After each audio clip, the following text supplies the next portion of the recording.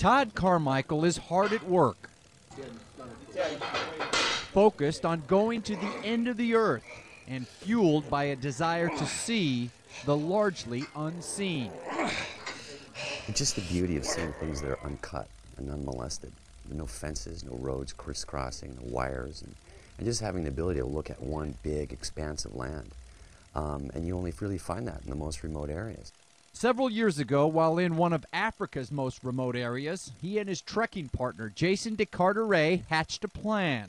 We were trekking across the desert, and as you know, trekking deserts, the challenge is water. And we started thinking about different places we can go where that actually had water, because we were dreaming about it. And I brought up Antarctica. Antarctica, nearly 5.5 million miles of frozen wasteland, where the average summer temperature at the South Pole is 17 degrees below zero. Their goal was to trek 700 miles across the continent to the pole in less than 45 days, a record time. They were also going to do it completely unsupported by outside means. But the trip was plagued with problems right from the start.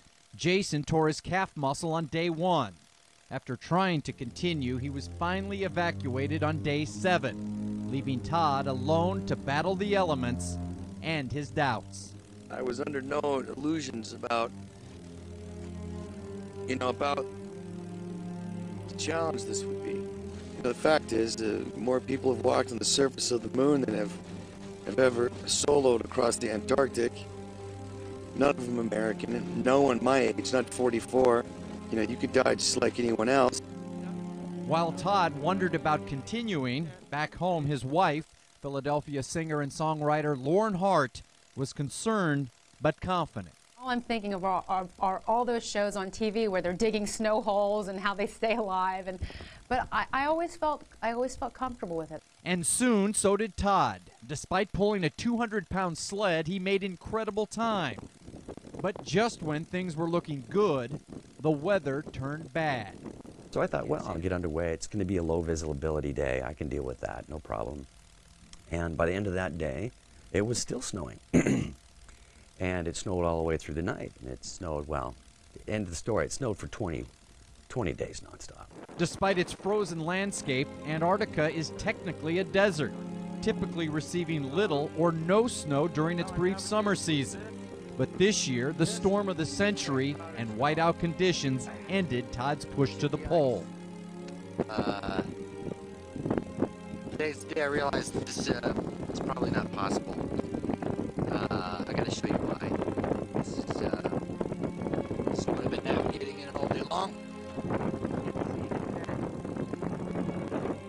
With the record out of reach, Todd waited out the storm before calling in a rescue plane. Every rep is focused. Every rep is slow and smooth. Back home and back at work, Todd is training for another run at the record next year. The man trains almost like a maniac, and you have to do something like that. That's how advanced athletes do it. He's in a life and death situation here. His life is dependent upon him being in the best possible shape that he can. You have to be fit like a marathoner. You have to be strong like a weightlifter. And you have to be fat. All three of them. It's difficult finding those three combinations. It requires all three because on his trek to the South Pole, Todd will burn about 8,000 calories a day. Because of conditions, the most he can possibly consume is only about 5,000, leaving him 3,000 short. And those 3,000 calories are equivalent to about 1 pound of body weight, meaning if the trek takes 40 days, he'll lose 40 pounds. Despite the odds, the plan now is to go solo from the start, something never before attempted in Antarctica. Some people think, why is he doing this and how do you put up with it?